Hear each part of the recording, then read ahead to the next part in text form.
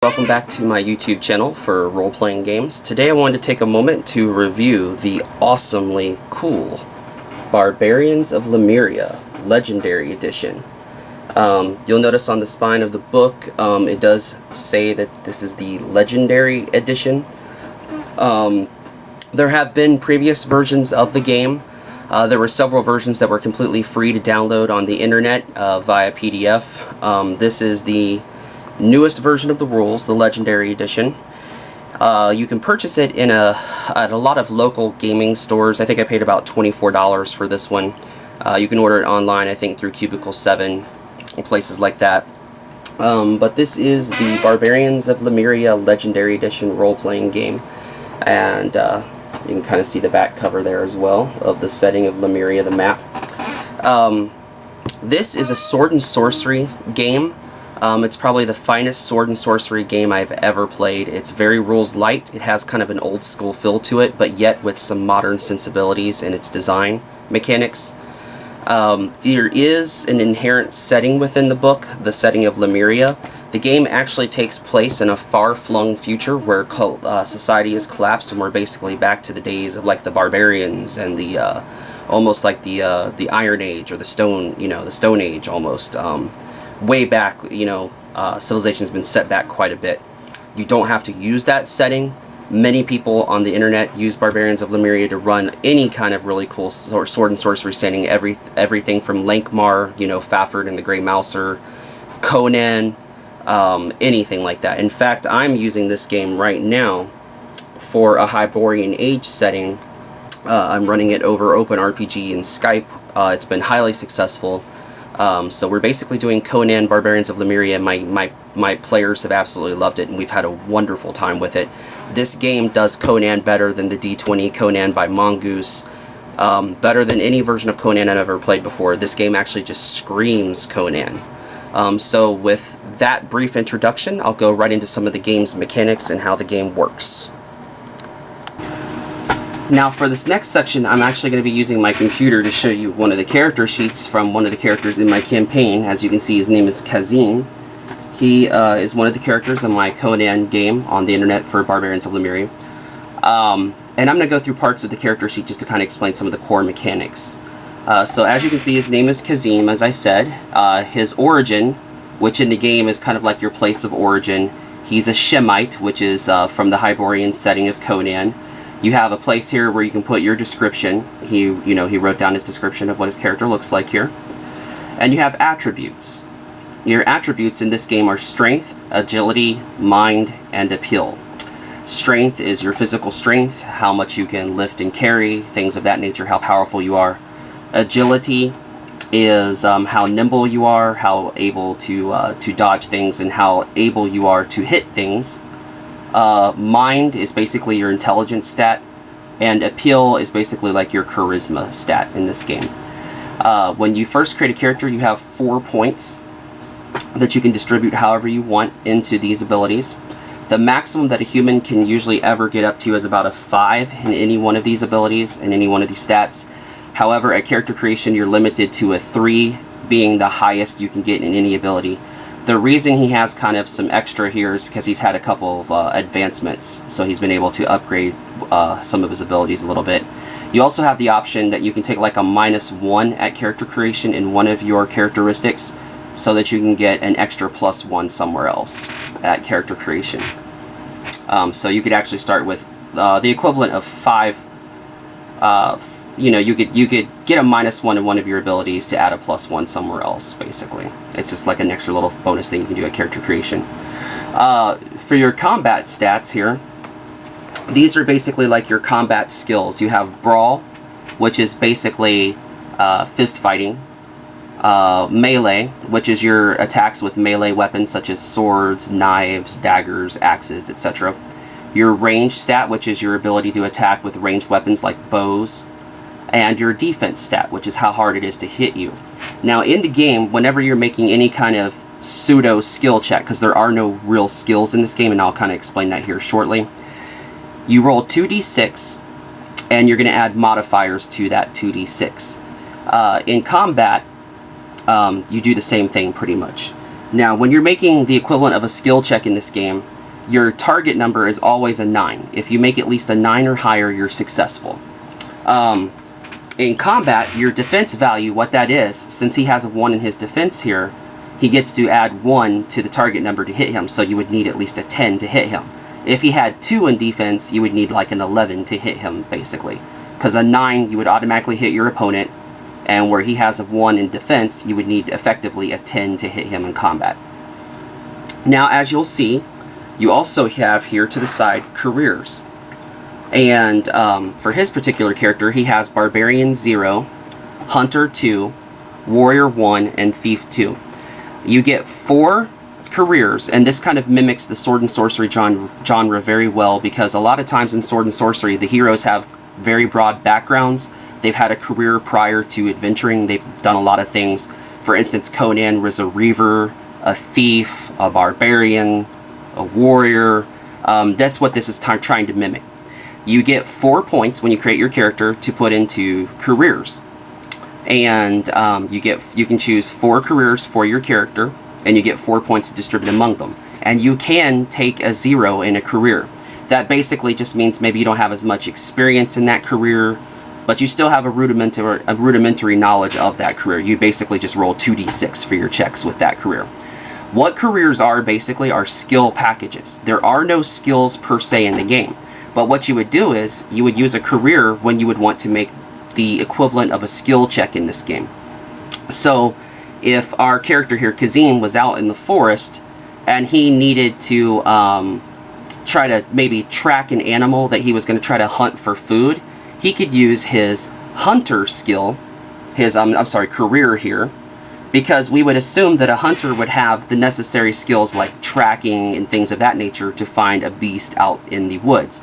So basically what you do is you look at a career and you think what kinds of skills would that career usually entail, and if it's logical to the GM and to the player that that skill would be covered by that career, you would roll a check, and your check would be 2d6 plus your rating in that career, plus whatever attribute that the GM would choose would be applicable to that role. So let's say, once again, Kazim here was out in the woods and he was trying to track an animal. And he needed to track that animal because he was hunting it for meat. You could have Kazim roll 2d6 plus his mind attribute, maybe, and then plus his career of hunter. So he would be 2d6 plus 3 because he has a 2 in hunter and he has a 1 in mind. Another example, let's say Kazim was in a dungeon somewhere underground and he was trying to scout underground for traps. Kazim could roll 2d6 plus his mind attribute again, possibly, for this skill check basically, and then plus his thief attribute, because thief is very appropriate for looking for traps in dungeons. So he has a 2 in thief, he has a 1 in mind, so he would roll 2d6 plus 3, and he would try to get at least a 9 or above in this case. Now, if Kazim was making combat attacks, let's say Kazim was using a sword, you always use your agility to hit opponents with. So he would roll 2d6 plus his agility attribute, plus, in this case, since he's using a sword, that would be melee. So he would get a +1 there with his melee. And when you're making attacks in combat, you do not add a career. Okay? So it'd be 2d6 plus 3 for his agility and +1 for his melee. So effectively it'd be 2d6 plus 4. And he would be trying to get, he would need at least a 9 to hit, but depending on the defense of his opponent, that can add to the number of how hard that person is to hit, how bad that target is to hit, how hard it is to hit that person. And that's basically how it works to hit. If Kazim was shooting a bow, he could roll 2d6 plus his agility, which would be 3, and plus his ranged combat ability, which is 3. So he would get 2d6 plus 6, which is quite a nice roll. There's also hero points in the game. Hero points, you get so many at character creation. You usually start out with about 5 hero points, unless you take an extra boon, which I'll explain here in a little bit. And hero points you can use to get all kinds of bonuses in the game. I'll go into hero points here in just a little bit. Lifeblood is effectively how many health points your character has. Kazim here starts out with 11 lifeblood. When this number gets to 0, Kazim would go unconscious in combat, and if it gets to -5, he would die. You also have power points, which are basically your spell points in the game to cast spells. I'll go into magic in a little bit. And there's an advancement column here for how many advancement points Kazim would have. This is where you keep track of when you're given XP, basically, at the end of adventures that you can put into making your character better, increasing your attributes and your careers and things of that nature. You also have languages that you can take here. Kazim knows Shemite, Stygian, and Kothian, because remember we're playing in the Conan Hyborian campaign. So these are all appropriate to Hyboria and not the Lemuria setting that's inherent in the game. And then you have traits here on the right hand side and flaws. When you first create a character, you usually are going to start out with about 2 traits, which are basically called boons in the game. And a boon is like a special ability you get. As you can see, Kazim here has bow mastery, which allows him to roll an extra die when attacking with a bow. So he would actually roll 3d6 instead of 2d6, and he would take the top 2 dice and drop the lowest. He also has another trait called Sneaky, which allows him to roll an extra die for stealth actions. So he would actually get to roll 3d6 instead of 2d6 and keep the 2 highest dice. And for flaws, which are basically the inverse of boons, he has Landlubber, which tells him to roll an extra die for activities while at sea. But when you're rolling an extra die for a flaw, you roll 3d6 instead of 2d6, and you take the 2, you have to drop the highest and keep the 2 lowest, because it's a flaw. There's also a space on the character sheet here for possessions. As you can see, he has a cloak, rations, water skin, and a quiver with arrows. The game is pretty abstract when it comes to money and things of that nature. I'll get into that in a little bit. You have a spot here for weapons. He has a Shemite bow. It does 1d6 damage. Now, the way weapons work in this game is if you're using a melee weapon, it will tell you, there's a little chart in the book that tells you how much weapon damage that weapon does, and then you get to add your strength bonus. For ranged weapons, you get to add half of your strength bonus, rounded up. And I believe the reason his bow only does 1d6 damage is because he doesn't have a strength bonus. Yeah, he has 1 for a strength bonus, so he would actually do 1d6 plus 1 damage total. You would add in half of your strength bonus, rounded up. He has a scimitar here, so he would get to do, his scimitar does 1d6 damage, and he's adding a +1 for his strength. So when you attack with a melee weapon and you hit, you get your strength damage as a bonus to the weapon damage. So a scimitar does 1d6 damage, and he's adding +1 for his strength bonus. Then there's also a spot here for armor. He's wearing light armor, which is a 1d6 -2 protection. So when he takes damage in combat, he actually gets to make a soak roll, basically, which he rolls 1d6 and subtracts 2 from it, and that's how much points of armor his protection gives him. And that, basically, you would subtract that off of the damage, and anything left over would come out of his lifeblood, which is, like I said in this game, your health stat. So anything left over would come out of his lifeblood total here. And as I said previously, if lifeblood goes to 0, you go unconscious. If it ever gets to -5, you effectively die. And that's basically a character sheet. You can literally, once you get used to the rules of this game, you can make characters and NPCs in like 5 minutes. I mean, it's really, or even maybe even less. I'm so used to doing it now that I've been running the game for so long. I can create NPCs and characters in just minutes. This is kind of this little sheet here I've switched to now on my computer is kind of a little cheat sheet for the game. It's just going to help me go over some more of the mechanics of the game. As you can see here, for task resolution, like an easy task, you get a +1 modifier.